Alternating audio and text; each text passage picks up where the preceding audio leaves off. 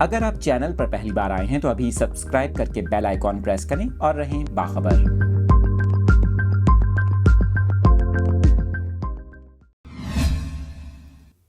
Update کر رہے ہیں آپ کو۔ جاپان میں آئے خوفناک زلزلے سے متعلق شدید زلزلے کے بعد سمندر میں اٹھنے والی سونامی کی لہروں نے لوگوں کو خوف میں مبتلا کر دیا۔ وسطی جاپان میں زلزلے کے بعد کچھ ساحلی علاقوں کے لیے سونامی کی وارننگ جاری کی گئی، وہاں رہنے والوں کو انخلاء کی ہدایت کی گئی۔ آپ کو بتا رہے ہیں جاپان میں 7.6 شدت کا خوفناک زلزلہ آیا۔ مناظر آپ کو اسکرین پر دکھا رہے ہیں۔ زلزلے سے متاثرہ خطے میں ہزاروں گھر بجلی سے محروم ہو گئے، جبکہ پروازیں اور ٹرین سروسز متاثر ہوئیں۔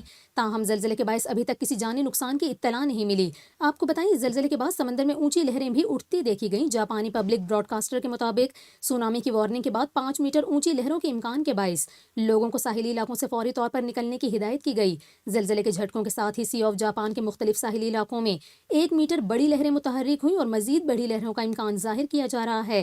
آپ کو بتائیں جاپانی موسمیاتی ایجنسی کا اس حوالے سے بتانا ہے کہ زلزلے سے متاثرہ علاقے میں 90 منٹ میں تقریباً 21 آفٹر شاکس محسوس کیے گئے، جن کی شدت 4 ریکارڈ کی گئی۔ آپ کو بتائیں جاپانی میڈیا کے مطابق حکام کی جانب سے متاثرہ علاقوں میں ہونے والے نقصانات کا تخمینہ لگایا جا رہا ہے، جبکہ شہریوں کو کہا گیا ہے کہ وہ زلزلے کے مزید جھٹکوں کے لیے تیار رہیں۔ جاپانی وزیر اعظم کی جانب سے بھی ایک بیان جاری کیا گیا جس میں ان کا یہ کہنا تھا کہ لوگوں کو زلزلے کے آفٹر شاکس کے لیے تیار رہنا چاہیے اور ہم سونامی کے خطرے سے 2-4 علاقوں میں رہنے والوں کو ہدایت دیتے ہیں کہ وہ جلد از جلد وہاں سے نکل جائیں۔